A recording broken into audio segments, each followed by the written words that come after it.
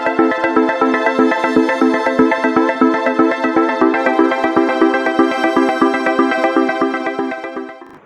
Student, कैसे आप लोग? आई होप अच्छे होंगे।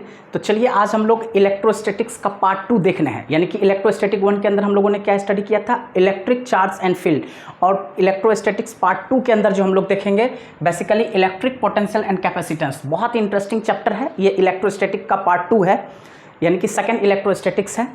इसके अंदर, इस चैप्टर के अंदर बेसिकली हम लोग जो आपने देखिए फर्स्ट चैप्टर और second chapter, that means electric charge and field और इलेक्ट्रिक पोटेंशियल एंड कैपेसिटेंस, दोनों एक दूसरे से रिलेटेड है और बहुत ही सिंपल। अगर आपने इलेक्ट्रिक चार्ज एंड फील्ड के कॉन्सेप्ट को अच्छे से समझ लिया तो इलेक्ट्रिक पोटेंशियल एंड कैपेसिटेंस के अंदर आपको कहीं दिक्कत नहीं होना है, क्योंकि जो चीज़ आपने इलेक्ट्रिक फील्ड के केस में पढ़ा, जैसे इलेक्ट्रिक फील्ड का कॉन्सेप्ट क्या होता है, electric field due to a point charge क्या होता है, सिस्टम के चलते क्या होता है, तो वहीं इस चीज़ के अंदर आप इलेक्ट्रिक फील्ड की जगह क्या फाइंड आउट करोगे, इलेक्ट्रिक पोटेंशियल। इलेक्ट्रिक पोटेंशियल क्या होता है, electric potential due to a point charge क्या होता है, सिस्टम ऑफ पॉइंट चार्ज के चलते इलेक्ट्रिक पोटेंशियल को कैसे फाइंड आउट करते हैं। तो उन्हीं जैसे इलेक्ट्रिक फील्ड आपने एक्सियल पे पढ़ा था, ठीक उसी तरह से यहाँ पे भी आप क्या देखोगे, electric potential at an axial point, electric potential at an equatorial point.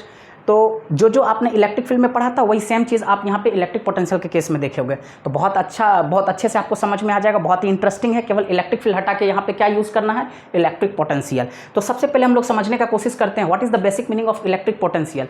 Electric potential होता क्या है, तो इसको बेसिकली हम लोग कैसे कहते हैं, देखिए मैं इसको एक छोटा सा डायग्राम के जरिए आपको समझाता हूँ। मान चार्ज हमने क्या ले लिया, दिस इज़ Q, और इस पॉइंट को हमने A मान लिया। यहाँ पे एक दूसरा पॉइंट है जिसको हमने मान लिया B, और यहाँ पे इन्फिनिटी से हमें किसी चार्ज किसको लाना है, Q0 को। यानी कि एक तरह से देखा जाए तो Q को हम लोग बेसिकली SC कह देते हैं। SC का मतलब होता है सोर्स चार्ज, और इसको हम लोग कंसीडर कर लेते हैं TC, जिसको हम लोग एज ए चाहें तो टेस्ट चार्ज भी कह सकते हैं। ये जस्ट समझाने के लिए मैं आपको बता रहा हूँ कि यहाँ पे हम सोर्स चार्ज मान लेते हैं और यहाँ पे क्या मान लेते हैं, टेस्ट चार्ज। अब मान लीजिए कि पॉइंट A के ऊपर यहाँ पे क्या है, चार्ज Q।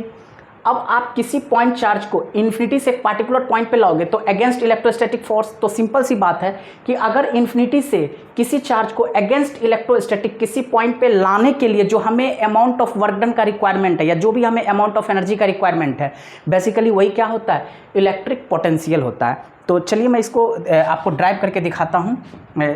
जैसे मान लेते हैं A से B तक का डिस्टेंस हम लोग क्या ले लेते हैं, मान लेते हैं यहाँ का डिस्टेंस हमने ले लिया R ऑफ AB,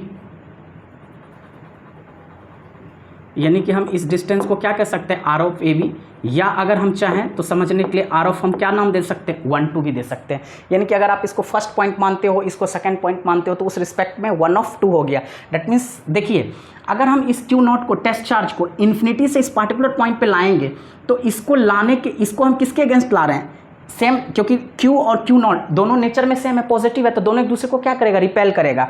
तो किसी भी चार्ज को अगर इन्फिनिटी से एक पार्टिकुलर पॉइंट पे ला रहे हैं अगेंस्ट इलेक्ट्रोस्टैटिक फोर्स, तो उसको लाने के लिए जो amount of work done requirement है वही हमारा इलेक्ट्रिक पोटेंशियल होता है। तो हम इसको डिफाइन क्या कर सकते हैं कि हम इसको लिख सकते हैं, it is the amount of work done required to bring a charge from infinity to a particular point। ये वर्ड बहुत ध्यान है, against electrostatic, against electrostatic force, यानी कि किसके अगेंस्ट ला रहे हैं हम लोग, इलेक्ट्रोस्टैटिक फोर्स के अगेंस्ट ला रहे हैं। तो इसलिए जो पोटेंशियल का फॉर्मूला होता है, अगर मैं पोटेंशियल को हम लोग किससे इंडिकेट करते हैं, V से। V बराबर हम लोग क्या कह देते हैं, वर्क पर यूनिट चार्ज। तो आप किसको लेकर के आ रहे हो, Q0 को। कहाँ से ला रहे हो, इन्फिनिटी से एक पार्टिकुलर पॉइंट पे ला रहे हो अगेंस्ट इलेक्ट्रोस्टैटिक फोर्स, इसलिए V इज इक्वल टू क्या हो जाएगा हमारे पास, W अपॉन में Q0। दैट मीन्स अगर मैं लिखना चाहूँ तो इसी को मैं लिख सकता हूँ V ऑफ AB, यानी कि potential at A with respect to B is equal to work done of AB upon में आप क्या लिख सकते हो, Q0 भी लिख सकते हो, कोई दिक्कत नहीं है। और इसका SI यूनिट क्या होता है, तो इलेक्ट्रिक पोटेंशियल का भी SI यूनिट, अगर आपको कोई पूछे इसका इलेक्ट्रिक पोटेंशियल का SI यूनिट क्या होता है, तो आप इसको सीधे लिख सकते हो वोल्ट। क्या होता है, वोल्ट। जिसको आप कैपिटल V से इंडिकेट कर सकते हैं, यानी कि इलेक्ट्रिक पोटेंशियल का SI यूनिट क्या होता है, वोल्ट। तो बहुत ही सिंपल, ये कोई बहुत ही ज़्यादा क्रिटिकल नहीं है, इजी है। आई होप आपको बहुत अच्छे से समझ में आ गया। नेक्स्ट हम देखते हैं पोटेंशियल डिफरेंस क्या होता है। तो पोटेंशियल डिफरेंस और इलेक्ट्रिक पोटेंशियल में बेसिकली क्या है, यहाँ पे होता है कि इन्फिनिटी से हमें किसी पॉइंट पे लाने के लिए अमाउंट ऑफ वर्क डन चाहिए, बट पोटेंशियल डिफरेंस में क्या होता है कि किसी भी पॉइंट चार्ज को अगर आप एक पॉइंट से दूसरे पॉइंट पे लेके आ रहे हो अगेंस्ट इलेक्ट्रोस्टैटिक फोर्स, तो एक पॉइंट से दूसरे पॉइंट पे लाने के लिए अगेंस्ट इलेक्ट्रोस्टैटिक फोर्स जो amount of work done requirement होता है वही हमारा क्या कहलाता है, पोटेंशियल डिफरेंस। यानी कि आप यहाँ पे प्रैक्टिकली ऐसे समझ सकते हैं कि मान लीजिए यहाँ पे ये पॉइंट ए है, यहाँ पे कोई भी चार्ज क्या है Q, और यहाँ पे कोई भी पॉइंट चार्ज है, यहाँ पे हम ये B पॉइंट ले लेते हैं। आप मान लेते हैं कोई भी चार्ज है, एक तरह से आप ऐसे समझ लीजिए, ये डिस्टेंस को हम लोग क्या नाम दे सकते हैं, R ऑफ AB दे सकते हैं नाम, ठीक है। और मान लीजिए कि कोई भी पॉइंट है, यहाँ पे हमें क्या लाना है, किसी भी चार्ज को लाना है, यानी कि मान लीजिए कि कोई भी पॉइंट है जो कि C पे हमारे पास क्या है, Q नोड है, ठीक है। अब C पे हमारे पास बेसिकली क्या है, Q नोड है। तो अगर इस C पॉइंट से B पॉइंट पे Q नोड को लाना है अगेंस्ट इलेक्ट्रोस्टैटिक फोर्स, यानी कि अगर इस C पॉइंट पे जो Q नोड रखा हुआ है, अगर इस C पॉइंट से B पॉइंट पे लाएंगे अगेंस्ट इलेक्ट्रोस्टैटिक फोर्स, तो इस Q नोड को बेसिकली B पॉइंट पे लाने के लिए जो amount of work done requirement होगा वही मेरा क्या कहलाएगा, पोटेंशियल डिफरेंस कहलाएगा। तो यानी कि हम ऐसे लिख सकते हैं इसको, it is the amount of work done required to bring a charge from one point to another, one point to another against electrostatic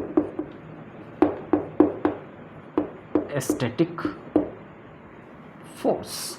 यानी कि यहाँ पे भी अगेंस्ट इलेक्ट्रोस्टैटिक फोर्स तो हर एक जगह पर रहेगा, बट फर्क क्या है, यहाँ पे वन पॉइंट टू अनदर रहेगा। लेकिन यहीं पे अगर आप देखिए तो यहाँ पे लिखा है from infinity to a particular point, बस अंतर इतना ही है। यानी कि यहाँ पे भी लिख सकते हैं, अगर potential difference of A with respect to B लिखेंगे तो इसको इजीली हम लिख सकते हैं VB माइनस VA, जो कि हमारे पास क्या हो जाएगा, WAB अपॉन में Q नॉट।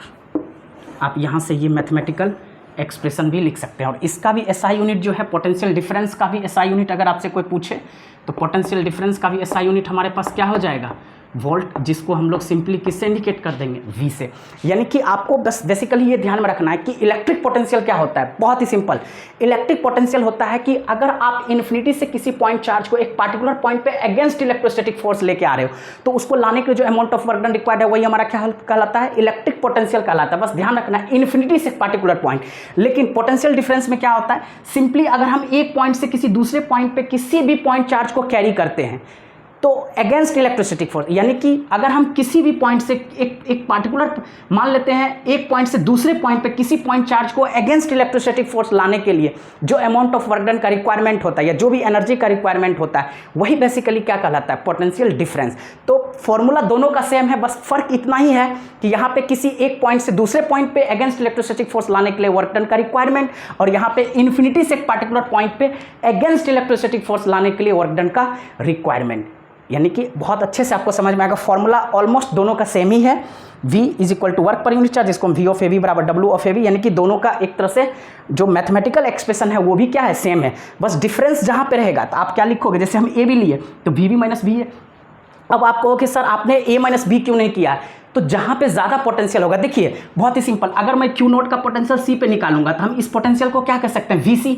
लेकिन अगर इसी Q नोट को हम B पे ले आएंगे तो इसका पोटेंशियल क्या हो जाएगा, VV। आप ये बताइए, हमारे पास सोर्स चार्ज क्या है, Q हमारे पास क्या है, सोर्स चार्ज। ये कहीं ना कहीं एक तरह से जस्ट आप एज्यूम कीजिए, ये कहीं ना कहीं एक टेस्ट चार्ज की तरह बिहेव कर रहा है। तो कोई भी टेस्ट चार्ज सोर्स चार्ज के जितना करीब होगा, इलेक्ट्रोस्टैटिक फोर्स उतना ही इसके ऊपर क्या होगा, एक्सर्ट होगा। दैट मीन्स ऑब्वियसली अगर मैं देखा जाए पोटेंशियल एट C पॉइंट और पोटेंशियल एट B पॉइंट दोनों पे कंपेयर करें तो potential at B point is greater than potential at C point with respect to this source charge, क्योंकि सोर्स चार्ज के जितना करीब आएगा इसको इलेक्ट्रोस्टैटिक फोर्स का रिपल्सन उतना ही ज़्यादा फेस करना पड़ेगा। तो ऑब्वियसली जो है इसको जो पोटेंशियल बी पॉइंट पे होगा with respect to potential C point वो क्या होगा, यानी कि हम लिख भी सकते हैं यहाँ पे आप दिखा सकते हो कि पोटेंशियल एट बी पॉइंट जो होगा वो ग्रेटर देन पोटेंशियल एट क्या हो जाएगा, C point. Potential at B point is greater than potential at C point. Obviously आप देख सकते हैं क्यू और क्यू नॉट के बीच में डिस्टेंस ज़्यादा है, तो यहाँ पे जो इलेक्ट्रोस्टैटिक रिपल्सन होगा, और इसी क्यू नॉट को अगर मैं बी पे रखूंगा तो यहाँ पे जो इलेक्ट्रोस्टैटिक रिपल्सन होगा, यानी कि बी और ए के बीच में इलेक्ट्रोस्टैटिक रिपल्सन ज़्यादा होगा with respect to the A and C. तो आई होप बहुत अच्छे समझ में आ गया। नेक्स्ट हम लोग देखते हैं electric potential due to a point charge. Next हम लोग देख रहे हैं electric potential due to a point charge. तो किसी एक पॉइंट चार्ज के चलते हम लोग बेसिकली इलेक्ट्रिक पोटेंशियल को कैसे फाइंड आउट करेंगे, तो इसको आज हम लोग ड्राइव करके देखने वाले हैं। इसका बेसिकली अभी हम लोग क्या करने वाले हैं, डेरिवेशन। क्या करने वाले हैं, डेरिवेशन। देखिए बहुत ही सिंपल, इसका डायग्राम कैसे होगा, मान के चलिए एक पॉइंट चार्ज हमने यहाँ पे क्या ले लिया, दिस इज पॉइंट ए, और यहाँ पे मैंने एक चार्ज ले लिया क्यू, ठीक है। और जिस डिस्टेंस पे हम इलेक्ट्रिक पोटेंशियल फाइंड आउट करना चाहते हैं, मान लेते हैं यहाँ पे एक पॉइंट है P जिसका डिस्टेंस यहाँ से कितना है, तो यहाँ से इसका डिस्टेंस हम लोग मान लेते हैं R। जैसा कि आप लोग देखते आए हो कि जिस भी पॉइंट पे मुझे फाइंड आउट करना उसका डिस्टेंस हम लोग क्या ले लेते हैं, R। यानी कि अगेंस्ट Q मुझे इलेक्ट्रिक पोटेंशियल फाइंड आउट करना है किसी पॉइंट P पे जिसका डिस्टेंस हमारे पास इस Q से कितना है, R। अब मान लेते हैं कि कोई भी, जैसे मान लीजिए ये हमारे पास बेसिकली क्या चला जाएगा, डॉटेड, आप इसको दिखा सकते हैं, यहाँ से क्या है, ये इन्फिनिटी है। यानी कि आप देखिए इन्फिनिटी पे क्या है हमारे पास, कहीं ना कहीं टेस्ट चार्ज, यानी कि कोई भी आप एक क्यू नॉट को इन्फिनिटी से किसी पार्टिकुलर पॉइंट पे लाओगे अगेंस्ट इलेक्ट्रोस्टैटिक फोर्स, तो क्या करेंगे। अब देखो इन्फिनिटी का मतलब क्या हो गया, अगर कोई चार्ज इन्फिनिटी पे है तो हम क्या ले सकते हैं, उसका डिस्टेंस क्या लेंगे, तो थोड़ा सा ड्राइव करना बहुत ही ज़्यादा क्रिटिकल हो जाएगा। तो इसलिए बेस्ट है क्या कि हम इसको किसी ना किसी एक पार्टिकुलर पॉइंट पे मान लेते हैं। देखिए यहीं पे एक लाइन को हम खींच देते हैं, थोड़ा सा यहाँ पे इन्फिनिटी ही मान रखा हूँ, ठीक है। तो अगर इस बी पे कोई भी चार्ज है क्यू नॉट, तो इसका यहाँ से डिस्टेंस कितना हो जाएगा, यहाँ से ऑब्वियसली इसका डिस्टेंस कितना हो जाएगा, x, ठीक है। क्योंकि देखिए अगर आप इन्फिनिटी पर रखते हैं तो डिस्टेंस को क्या लोगे, अगर इनफाइनाइट लेते हो तो सॉल्व करना थोड़ा सा अटपटा सा हो जाएगा। डेट्स वाई हमने इसको एक तरह से जस्ट एज्यूम करके चला हूँ कि क्यू नॉट को हमने कहाँ पे मान लिया, एक पार्टिकुलर पॉइंट बी पे हमने मान लिया, ठीक है। और फिजिक्स का रूल होता है कि आपको अगर कोई भी चीज़ टोटल फाइंड आउट करना है तो पहले स्मॉल के चलते फाइंड आउट करके आप इंटीग्रेट करके और फिर टोटल के चलते फाइंड आउट। तो हम क्या करेंगे, हमें तो इलेक्ट्रिक पोटेंशियल फाइंड आउट करना है, तो बी पे हमने क्या रख दिया, क्यू डॉट, जिसका डिस्टेंस हमारे पास इससे कितना है, x डिस्टेंस पे रखा हुआ है। अब मान लेते हैं कि इस बी से इस पॉइंट चार्ज को मैंने एक छोटा सा डिस्टेंस सी पे लेकर के आ गया, यानी कि अगर इसी चार्ज को मैंने बी से कहाँ पे लेके आ गया, सी पे लेके आया, और ये कितना डिस्टेंस को ट्रेवल किया, dx, बहुत ही स्मॉल डिस्टेंस को ट्रेवल किया, यानी कि कितना डिस्टेंस को इसने ट्रेवल किया, dx।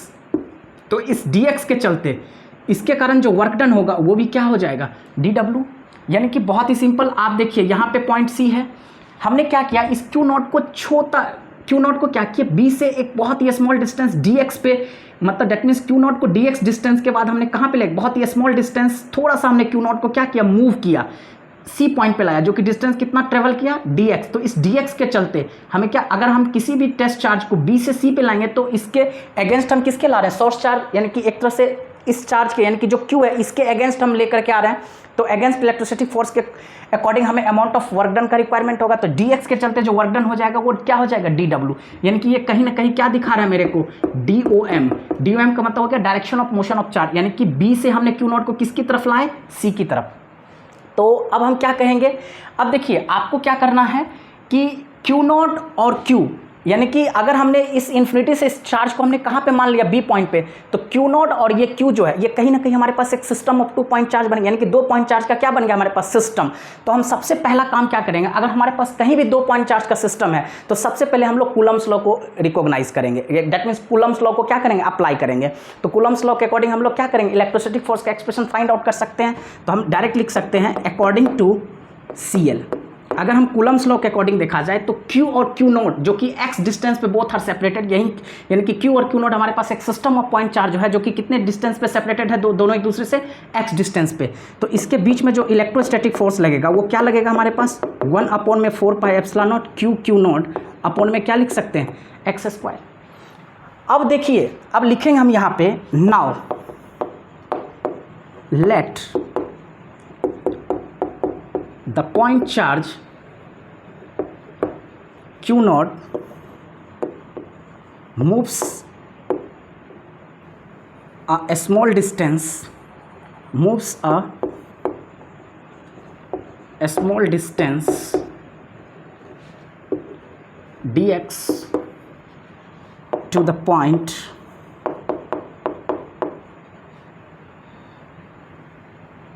C from B, due to which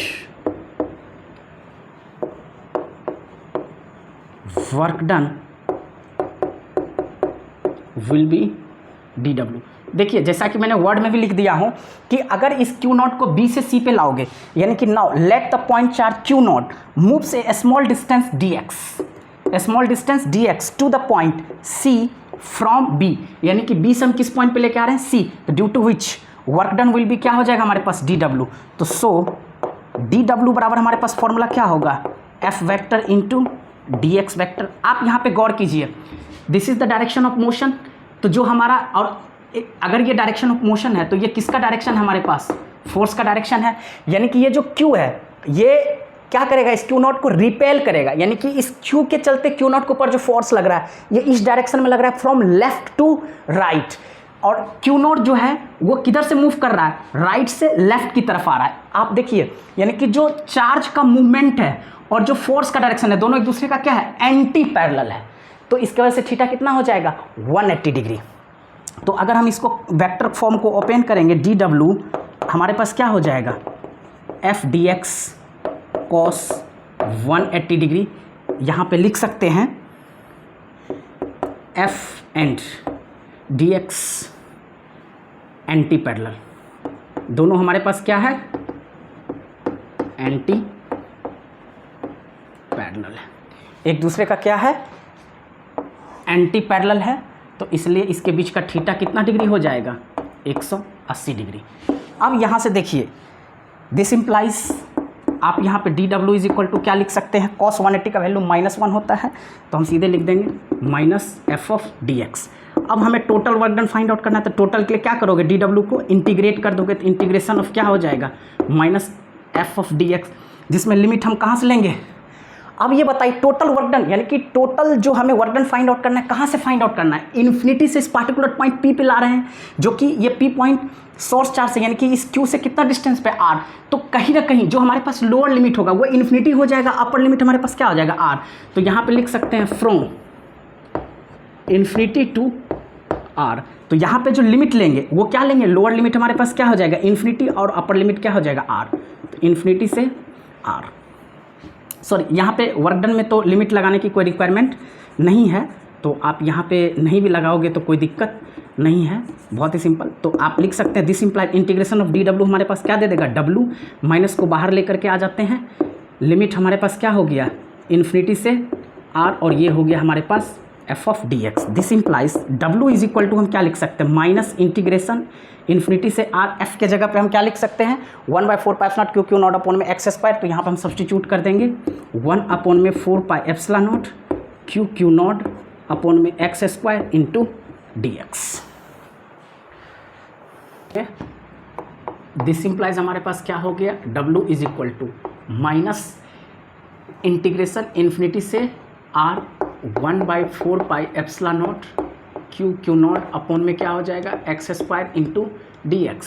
तो this implies w is equal to, अब देखिए माइनस d किसके साथ लगा है, x के साथ, तो केवल x वाला टर्म ही वेरिएबल है, उसी का इंटीग्रेशन होगा, रिमेनिंग सारे कांस्टेंट तो बाहर ले आएंगे, माइनस q नॉट अपॉन में क्या हो जाएगा, 4 पाई एप्सिलॉन नॉट, और ये हो जाएगा इंटीग्रेशन इन्फिनिटी से r 1/x square into dx। तो this implies w is equal to क्या हो जाएगा, minus q naught upon 4 pi epsilon naught. अब देखिए इसको मैं लिख सकता हूँ इन्फिनिटी से r 1/x स्क्वायर को x पे पावर -2 इंटू dx भी लिख सकते हैं। दिस इम्प्लाइज w बराबर माइनस q नॉट अपॉन में 4 पाई एप्सिलॉन नॉट। अब जब मैं इसका इंटीग्रेशन करेंगे तो ये क्या हो जाएगा, x पे पावर -2 + 1 अपॉन -2 + 1 और लिमिट हो जाएगा इन्फिनिटी से आर, क्योंकि आप जानते हो सिंस इंटीग्रेशन x पे पावर n dx का फॉर्मूला हो जाता है x पे पावर n+1 अपॉन n+1, तो ऑटोमेटिकली x पे पावर -2 है तो -2 + 1 अपॉन -2 + 1, तो this implies W is equal to -q naught upon 4πε0। अगर मैं इसको सॉल्व करूँ तो -2 + 1 -1 और अपन -2 + 1 -1, लिमिट इन्फिनिटी से r, this implies W is equal to, देखिए ये माइनस बाहर आ जाएगा तो माइनस माइनस क्या हो जाएगा प्लस, तो Q नॉट अपॉन में क्या लिख सकते हैं हम 4πε0, और ये क्या हो जाएगा हमारे पास लिमिट इन्फिनिटी से r। अब this implies W is equal to मैं क्या लिख सकता हूँ Q नॉट अपॉन 4πε0, x पे पावर -1 को 1/x इन्फिनिटी से मैं एक एक स्टेप को सॉल्व कर रहा हूँ ताकि आपको समझने में कोई दिक्कत नहीं हो, ठीक है। अब यहाँ पे क्या हो जाएगा, दिस इम्प्लाइज, देखिए W इज इक्वल टू हमारे पास क्या हो जाएगा Q नॉट अपॉन में 4πε0, बहुत ही सिंपल, 1/x, तो x के जगह पहले अपर लिमिट डालेंगे तो 1 अपॉन में r माइनस इस x के जगह क्या डालेंगे लोअर लिमिट इन्फिनिटी, तो दिस इम्प्लाइज W बराबर हमारे पास क्या हो जाएगा Q नॉट अपॉन में 4πε0, और 1/r माइनस 1/∞, इन्फिनिटी को तो हम इग्नोर कर देंगे, तो हमारे पास सीधे क्या बचेगा इंटू 1/r, तो हम लिख सकते हैं हेंस W बराबर हमारे पास क्या हो गया Q नॉट अपॉन 4πε0 r, यानी कि ये हमारे पास किसका आ गया वर्क डन का एक्सप्रेशन हो गया। तो हम लिख सकते हैं hence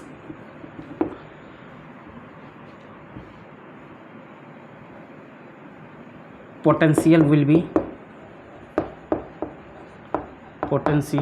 B V is equal to हमारे पास क्या है वर्क पर यूनिट चार्ज, तो दिस इम्प्लाइज V बराबर हमारे पास वर्क की जगह क्या लिख सकते हैं Q naught upon 4πε0 into r। अब ये देखिए ये तो टर्म हो गया Q नॉट अपॉन में 4πε0 r, ये वर्क की जगह हमारे पास आ गया, और ये अपॉन में तो Q नॉट है, तो अपॉन में हम क्या डालेंगे Q नॉट। तो थोड़ा देर के लिए समझिएगा आप, इसी चीज़ को मैं यहाँ पे लिख रहा हूँ, ठीक है। This implies W is equal to आप क्या लिख सकते हो, sorry V is equal to आप क्या लिख सकते हो, V इज इक्वल टू क्या लिख सकते हो कि Q नॉट अपॉन में 4πε0, ये टर्म नीचे आ जाएगा R इंटू Q नॉट क्या हो जाएगा कैंसिल हो जाएगा, तो हमारे पास टर्म क्या बचेगा, ये बचेगा सिंपली आप अरेंज करके लिख दूँ 1 अपॉन में 4πε0 Q/r, ठीक है। तो हमारे पास सिंपली फॉर्मूला V का क्या आ गया 1 अपॉन 4πε0 Q/r। तो आपने ये देख लिया Q से Q नॉट, यहीं पे आप कर सकते हैं Q से Q नॉट, और ये Q नॉट क्योंकि ये टर्म नीचे आ जाएगा तो Q नॉट और Q नॉट कैंसिल आउट हो जाएगा, जो कि तो हमारे पास क्या बचेगा Q अपॉन में 4πε0 r, अरेंज करके लिख दिया 1/4πε0 Q/r, तो हमारे पास जो potential due to a point charge का एक्सप्रेशन आया 1/4πε0 Q/r। तो सो हमारे पास जो पोटेंशियल है वो V इज इक्वल टू हमारे पास क्या आ जाएगा due to a point charge 1/4πε0 Q/r। तो आपको यहाँ पे कंक्लूजन क्या मिला, कंक्लूजन